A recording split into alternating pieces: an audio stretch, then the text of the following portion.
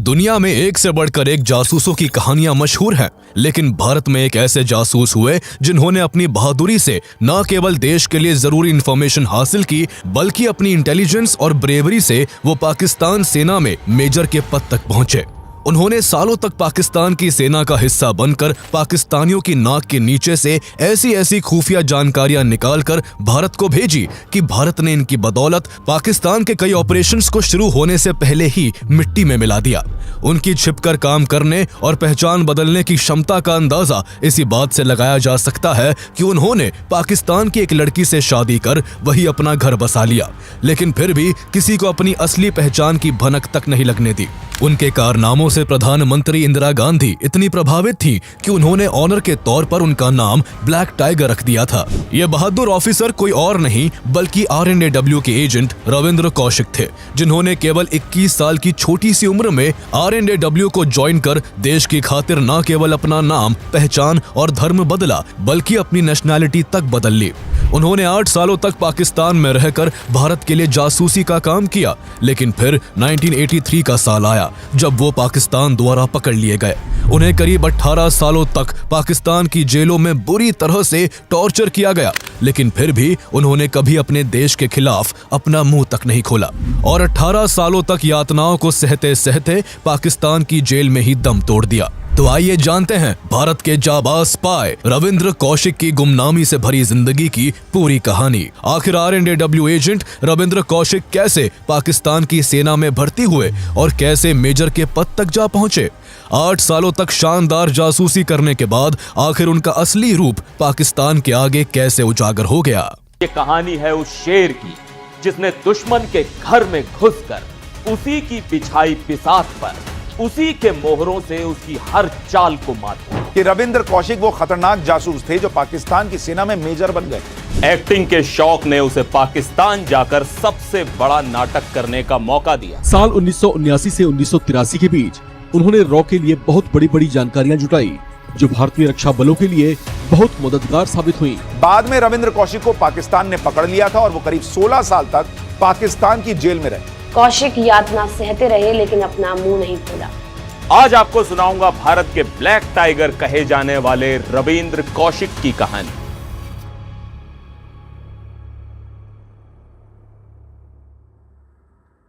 रविंद्र कौशिक का जन्म 11 अप्रैल 1952 को राजस्थान के श्री गंगानगर जिले में एक पंजाबी परिवार में हुआ था। उनके पिता JM कौशिक एयरफोर्स ऑफिसर थे, इसलिए उनका बचपन ऐसे माहौल में बीता जहां देश पर मर मिटने की चर्चा हर रोज की बात थी। इसका असर रविंद्र कौशिक पर भी हुआ और उनके अंदर भी देशभक्ति की भावना कूट कूट कर भर गई। रविंद्र जब मात्र 13 साल के थे तभी 1965 में भारत और पाकिस्तान के बीच भयंकर युद्ध छिड़ गया। चूंकि उनका गांव भारत पाकिस्तान बॉर्डर के काफी नजदीक था और उनके पिता एयरफोर्स में थे, इसलिए उन्हें इस युद्ध के बारे में काफी कुछ जानने को मिला।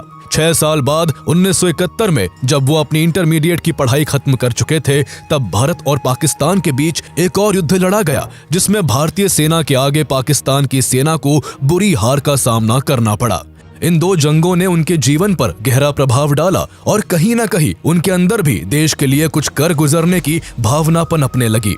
लेकिन उम्र का दायरा अभी इतना नहीं बड़ा था कि वो अपने अंदर के इमोशंस को कोई दिशा देकर देश के लिए कुछ कर पाते।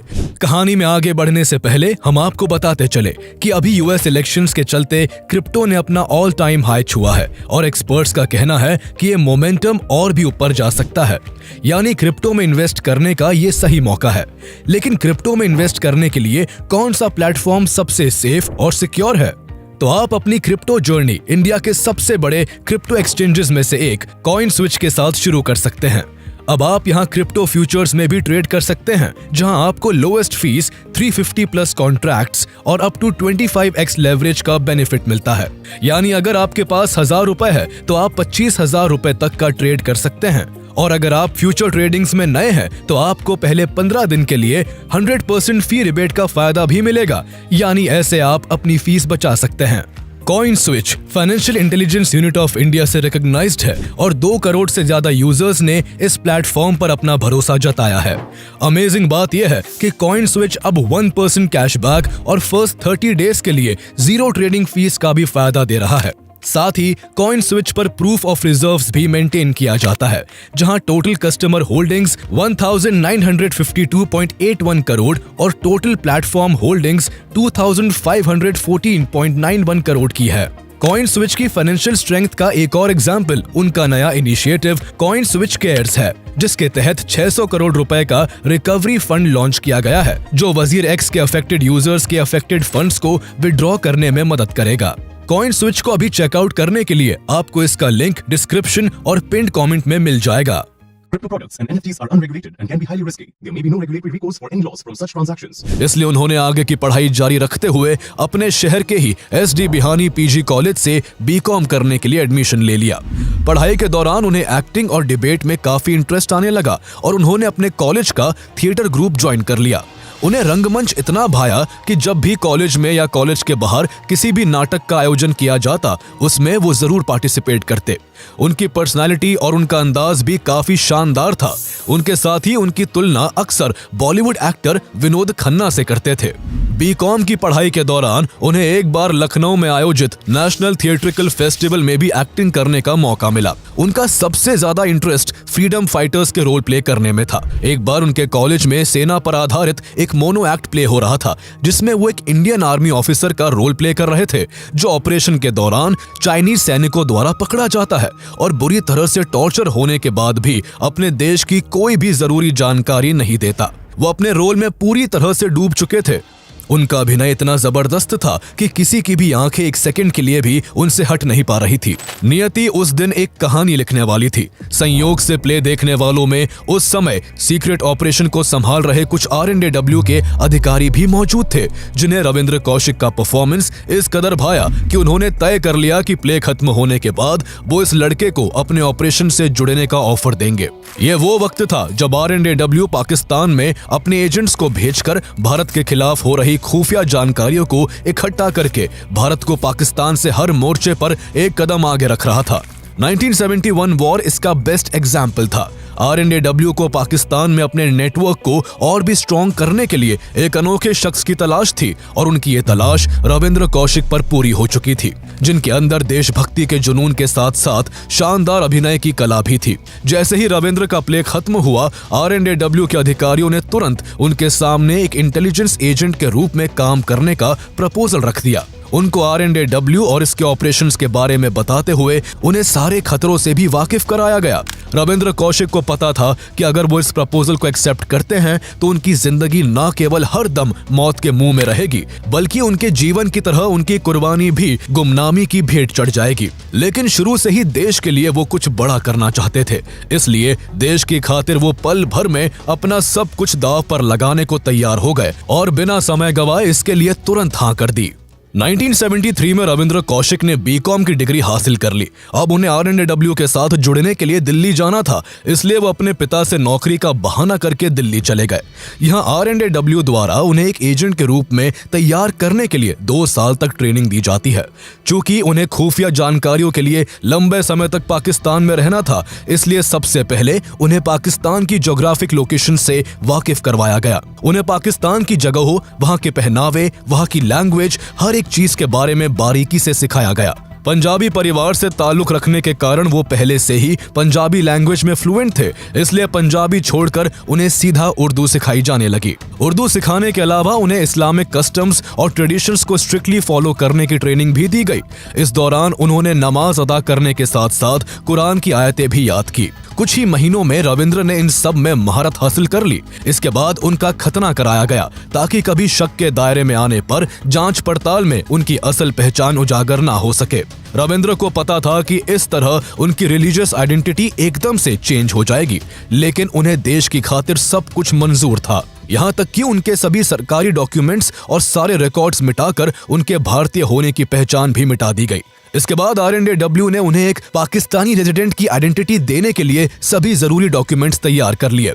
इन डॉक्यूमेंट्स के हिसाब से अब उनका नाम रविंद्र कौशिक नहीं बल्कि नबी अहमद शाकिर था, और अब डॉक्यूमेंट्स के अकॉर्डिंग वो भारत के नहीं बल्कि पाकिस्तान के इस्लामाबाद के नागरिक थे। उन्हें एक पक्का RNDW एजेंट बनाने के लिए इंटेलिजेंस ऑपरेशन से जुड़ी हर छोटी से छोटी चीज सिखाई जा चुकी थी। सभी तरह की तैयारियां पूरी हो जाने के बाद RNDW ने रविंद्र कौशिक को आजमाने के लिए 7 से 8 देशों में इंफॉर्मेशन जुटाने के लिए भेजा। उन्हें इस कड़ी में सबसे पहले UAE के दुबई एंड अबू धाबी और फिर कुछ वक्त बाद सऊदी अरेबिया भेज दिया गया, जहां उन्होंने कुछ पाकिस्तानियों से दोस्ती कर ली। करीब 1 साल तक ऐसा ही चलता रहा, जिस बीच छोटे छोटे टाइम पीरियड के लिए उनका कई बार पाकिस्तान भी जाना हुआ। इस दौरान उन्होंने अपना काम शानदार तरीके से किया, जिससे RNDW के अधिकारियों को भरोसा हो गया कि रविंद्र कौशिक को पाकिस्तान में एक परमानेंट एजेंट बनाकर भेजा जा सकता है। इसके बाद RNDW ने 1975 में रविंद्र कौशिक को परमानेंटली पाकिस्तान भेज दिया, जहां अंडरकवर रहकर उन्हें पाकिस्तान की अहम खुफिया जानकारी भारत भेजनी थी। इस दौरान भारत में पंजाब की स्थिति काफी बिगड़ने लगी थी। वहां खालिस्तान की मांग को जोर दिया जा रहा था। इसी बीच 1977 में जिया उल हक ने तख्ता पलट करके पाकिस्तान की सत्ता हथियाकर भारत सरकार को और भी चिंता में डाल दिया। प्रधानमंत्री इंदिरा गांधी को लगता था कि जिया उल हक पंजाब में मची इस उथल पुथल का फायदा उठाकर भारत के खिलाफ एक और युद्ध छेड़ सकते हैं। ऐसे में RNDW ने पाकिस्तान में बैठे अपने एजेंट्स को वहां की हर एक्टिविटी पर पैनी नजर रखने का आदेश दिया। ऐसे में रविंद्र कौशिक को एक एजेंट के रूप में पाकिस्तान आए केवल 2 साल ही हुए थे, लेकिन फिर भी वो देश के लिए जरूरी इंफॉर्मेशन जुटाकर अपना काम बखूबी कर रहे थे।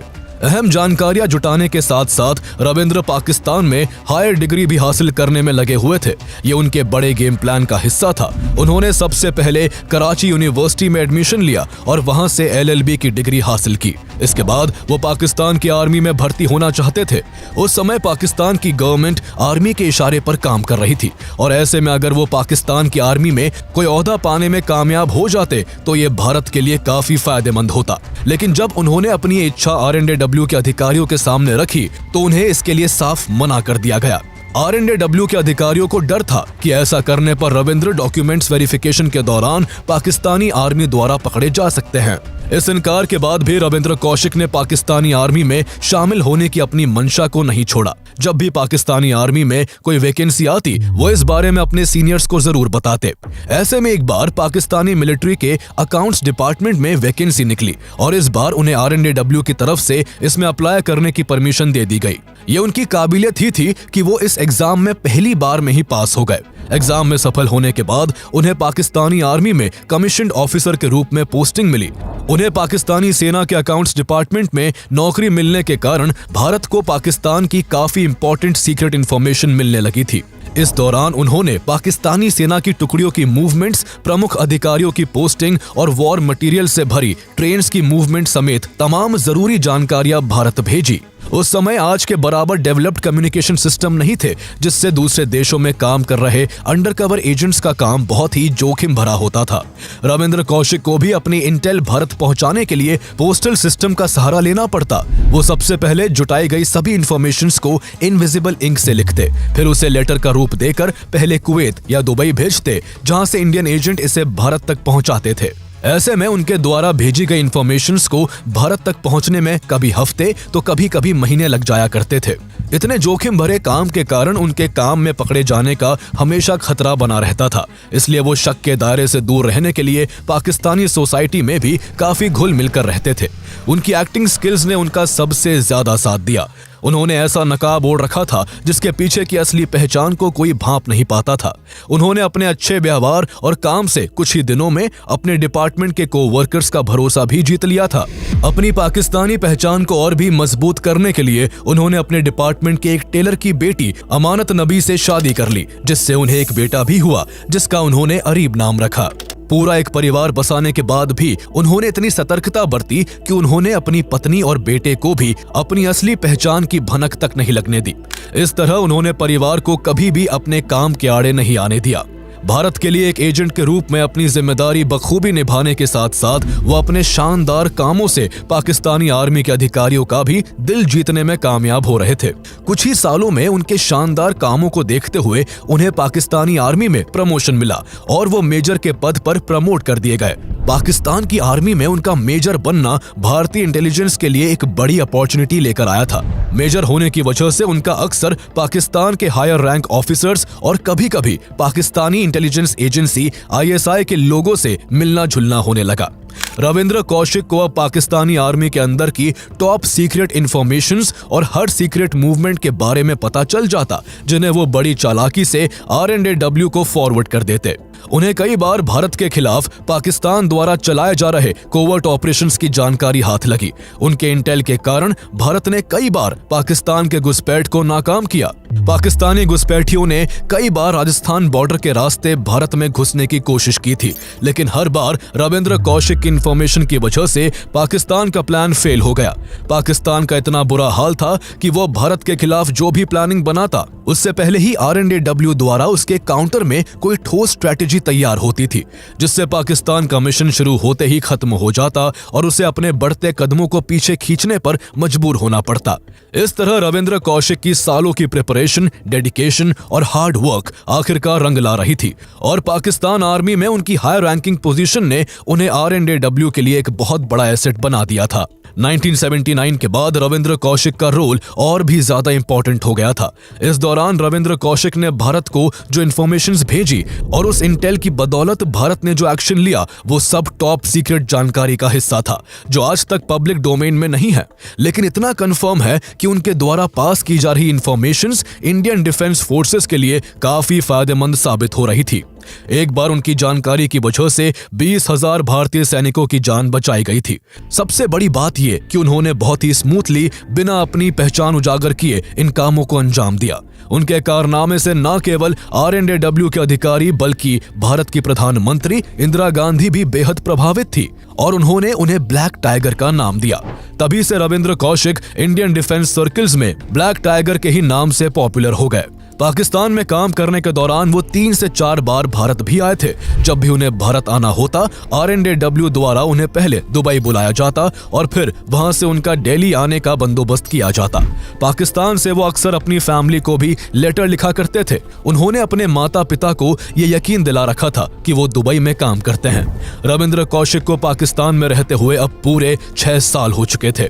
इसी बीच उन्हें खबर मिली कि उनके छोटे भाई की शादी होने वाली है। वो अपने भाई की शादी अटेंड करना चाहते थे। ऐसे में उन्हें पाकिस्तानी आर्मी से छुट्टी चाहिए थी, इसलिए उन्होंने पाकिस्तानी अधिकारियों को झूठ बोला कि वो सऊदी अरेबिया जाकर उम्राह करना चाहते हैं और इसके लिए उन्हें लंबी छुट्टी चाहिए। उम्राह के कारण बिना रुकावट के पाकिस्तान में उन्हें लंबी छुट्टी दे दी गई।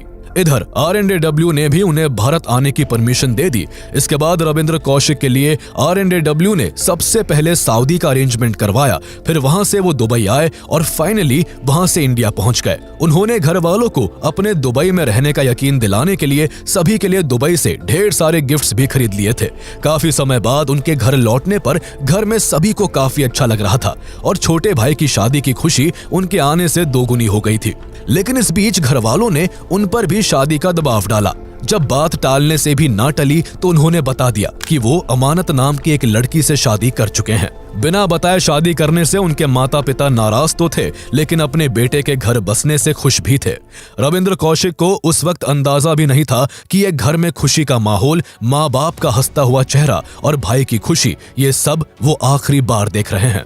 1981 ये वो आखिरी साल था जब वो अपने घर वालों से मिल रहे थे, क्योंकि इसके बाद नियति उनके लिए बहुत कठिन समय लेकर आने वाली थी और उनका सबसे बड़ा इम्तिहान शुरू होने वाला था। भाई की शादी अटेंड करने के बाद वो वापस पाकिस्तान लौट गए और फिर से अपने काम में लग गए। लगातार कई सालों तक खुफिया जानकारी जुटाने से उनका हौसला काफी बढ़ गया था और अब वो अपनी पहुंच से बाहर जाकर भी जानकारी जुटाने का प्रयास करने लगे थे।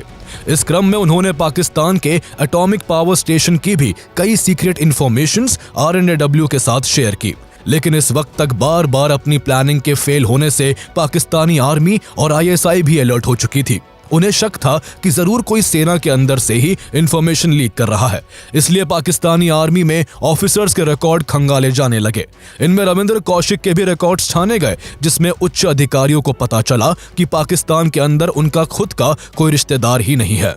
इस जानकारी ने पाकिस्तानी अधिकारियों के अंदर कौशिक के लिए संदेह जरूर पैदा कर दिया था, लेकिन केवल इस आधार पर उन्हें दोषी नहीं माना जा सकता था। रविंद्र कौशिक को भी खबर थी कि पाकिस्तान की काउंटर इंटेलिजेंस एजेंसी और ISI भारतीय एजेंट्स को ढूंढने में लगी हुई है और खतरा कभी उन पर भी आ सकता है, लेकिन वो अपनी जान की परवाह किए बिना अपने काम में लगे रहे। अब तक रविंद्र कौशिक को पाकिस्तान में रहते हुए 8 साल हो चुके थे, जिस बीच उन्होंने देश के लिए जासूसी करके देश की काफी मदद की थी। लेकिन 1983 का साल उनकी जिंदगी में ऐसा भूचाल लाने वाला था जो सब कुछ बदल कर रखने वाला था। इसकी शुरुआत तब हुई जब इसी साल R&AW ने इनायत मसीह नाम के एक एजेंट को एक स्पेशल मैसेज के साथ रविंद्र से मिलने पाकिस्तान भेजा। इनायत मसीह आसानी से सीमा को पार कर पाकिस्तान चला गया और वहां पहुंचकर रविंद्र कौशिक से मिलने की कोशिश करने लगा, लेकिन इस बीच वो एक दिन पाकिस्तानी इंटेलिजेंस ऑफिसर्स द्वारा पकड़ा गया। पकड़ने के बाद पाकिस्तानियों ने उसे खूब टॉर्चर किया। काफी दिनों तक तो इनायत मसीह ने देश के खातिर पाकिस्तान की सभी भयंकर यातनाओं को सहा, लेकिन जब बात उसकी जिंदगी पर बनाई तो वो टूट गया और R&AW द्वारा पाकिस्तान में चलाए जा रहे सभी ऑपरेशंस की जानकारी पाकिस्तानी ऑफिसर्स को रिवील कर दी। उसने ये तक बता दिया कि पाकिस्तान की सेना में जो मेजर नबी अहमद शाकिर है वो असल में R&AW का एजेंट रविंद्र कौशिक है और R&AW ने उसे उसी से मिलने के लिए पाकिस्तान भेजा है। नबी अहमद शाकिर के असली भेद के खुलासे से पाकिस्तानी अधिकारी सन्न रह गए। उन्हें पहले तो नबी अहमद शाकिर का भारत के एजेंट होने पर विश्वास ही नहीं हुआ, लेकिन जब पाकिस्तान में उनके किसी रिलेटिव के ना होने की कड़ी को इससे जोड़ा गया तो उनके लिए तस्वीर थोड़ी थोड़ी साफ होने लगी। चूंकि रविंद्र कौशिक नबी अहमद शाकिर के रूप में उस समय पाकिस्तान की फौज में मेजर थे, इसलिए केवल इतने सबूतों पर ही उन्हें गिरफ्तार नहीं किया जा सकता था। इसलिए उनकी पहचान उजागर करने और उन्हें रंगे हाथों पकड़ने के लिए पाकिस्तानी अधिकारियों ने एक जाल बिछाया। इनायत मसीह को पहले की तरह ही नबी अहमद शाकिर से मिलने भेजने का निर्णय लिया गया, ताकि जैसे ही वो दोनों मुलाकात करे तभी अधिकारी उन्हें तुरंत पकड़ ले। इसके बाद पाकिस्तानियों के चंगुल में फंसे इनायत ने ऐसा ही किया और नबी अहमद शाकिर के पास एक मैसेज भेजकर उन्हें मिलने के लिए एक पार्क में बुलाया। पाकिस्तानियों की प्लानिंग से अनजान रविंद्र कौशिक भी इनायत से मिलने उसी पार्क में चले आए और एक बेंच पर बैठकर बेसब्री से इनायत का इंतजार करने लगे। कुछ ही देर बाद इनायत मसीह भी वहां पहुंच गए। कौशिक आगे के खतरे से अनजान उनसे खुशी खुशी बातचीत करने लगे। पाकिस्तानी अधिकारी जो आसपास छिपकर यहां नजर बनाए हुए थे, उन्हें ये सारा नजारा देखकर अब पूरा यकीन हो गया कि नबी अहमद शाकिर पाकिस्तानी सैनिक के भेष में एक R&AW एजेंट ही है। उन्हें गिरफ्तार करने के लिए तुरंत अधिकारियों ने चारों ओर से घेर लिया। रविंद्र भी उन सबको इस तरह देखकर अवाक रह गए, लेकिन उनकी आइडेंटिटी एक्सपोज हो चुकी थी और भारत के लिए जासूसी करने के जुर्म में उन्हें अरेस्ट कर लिया गया।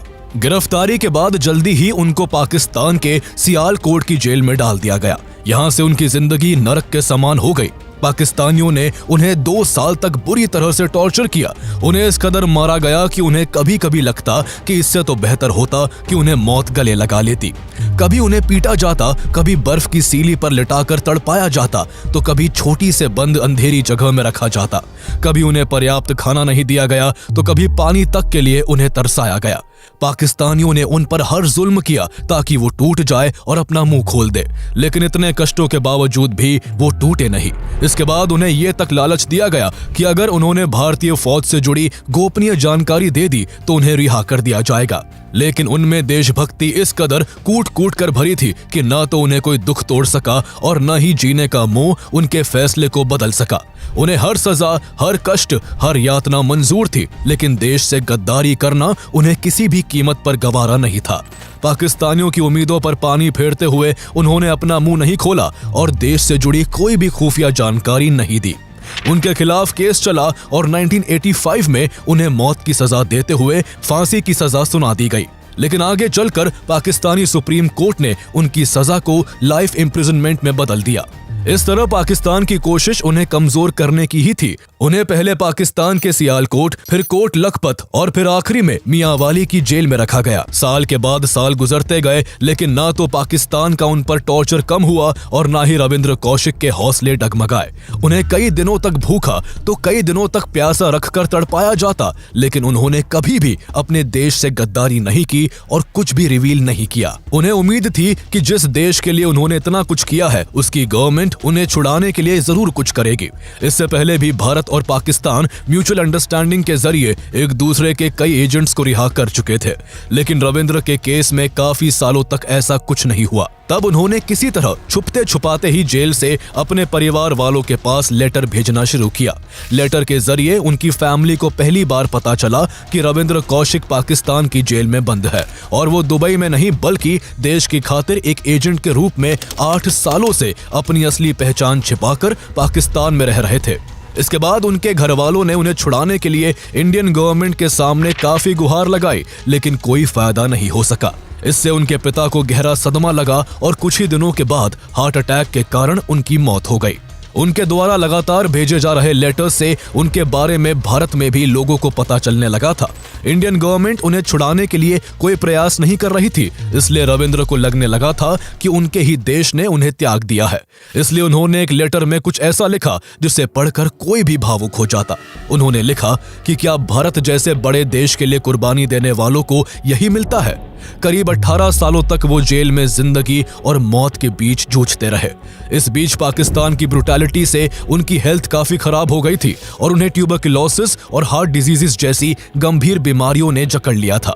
उनके परिवार ने उनका इलाज करवाने के लिए इंडियन गवर्नमेंट से गुहार लगाई, लेकिन सरकार ने कुछ नहीं किया। इसके बाद उन्होंने एक और पत्र लिखा कि अगर मैं एक अमरीकी होता तो 3 दिनों में ही मुझे छुड़वा लिया जाता। इस लेटर के 3 दिन बाद ही बेहतर ट्रीटमेंट न मिलने के कारण रविंद्र कौशिक ने नवंबर 2001 में पाकिस्तान की सेंट्रल जेल मियांवाली में दुनिया को अलविदा कह दिया। सबसे बड़े दुख की बात यह थी कि देश के लिए अपना सर्वस्व न्योछावर कर देने वाले रविंद्र कौशिक की डेड बॉडी को भी भारत नहीं लाया गया। उनके शव को पाकिस्तान के मुल्तान की ही एक जेल में दफना दिया गया। उनके परिवार के लिए सबसे दुखद यह था कि इंडियन गवर्नमेंट ने उन्हें कभी भी इंडियन होना स्वीकार ही नहीं किया। रविंद्र कौशिक के छोटे भाई ने एक इंटरव्यू में कहा था कि वो सरकार से कोई फाइनेंशियल हेल्प नहीं चाहते, बस सरकार देश की सुरक्षा में दिए गए रविंद्र कौशिक के कॉन्ट्रीब्यूशंस को रिकॉग्नाइज कर ले। उनके छोटे भाई ने यह भी कहा कि जब यूनिफॉर्म वाले जवानों को इतना ऑनर दिया जाता है तो फिर देश के लिए अपना सब कुछ छोड़कर दुश्मन देश में अंडरकवर ऑपरेशन को अंजाम देने वाले लोगों को वो सम्मान क्यों नहीं मिलता। लेकिन दुनिया का यही कड़वा सच है कि पकड़े जाने के बाद एक स्पाई का कोई वतन नहीं होता। वो जिस देश के लिए अपनी जिंदगी तक कुर्बान कर देता है उसको अपने उसी देश की पहचान तक नसीब नहीं होती। हालांकि कई सालों के बाद सरकार ने उनके परिवार को पेंशन के रूप में पहले हर महीने 500 और फिर 2000 रुपए भेजने शुरू किए। यह सिलसिला उनकी मां अमला देवी के जिंदा रहने तक चलता रहा, लेकिन उनकी डेथ के बाद इस पेंशन को भी बंद कर दिया गया। डिप्लोमेटिक कारणों से सरकार ने तो कभी रविंद्र कौशिक को ऑफिशियली कबूल नहीं किया, लेकिन रविंद्र कौशिक के जीवन पर आधारित कई मूवीज बनाई गई, जिसमें रोमियो अकबर वॉल्टर और एक था टाइगर प्रमुख है। जल्द ही द ब्लैक टाइगर नाम से भी एक बायोपिक उन पर बनने वाली है। इस तरह भले ही उन्हें मूवीज, टीवी शोज और मीडिया द्वारा रिकॉग्निशन मिलता रहा हो, पर सच्चाई ये भी है कि अंतिम समय में रविंद्र कौशिक को अपनी मातृभूमि की मिट्टी भी नसीब नहीं हो पाई थी। लेकिन जब जब दुनिया में देश पर मर मिटने वालों का जिक्र होगा, तब तब रविंद्र कौशिक का नाम काफी इज्जत और अदब के साथ लिया जाएगा।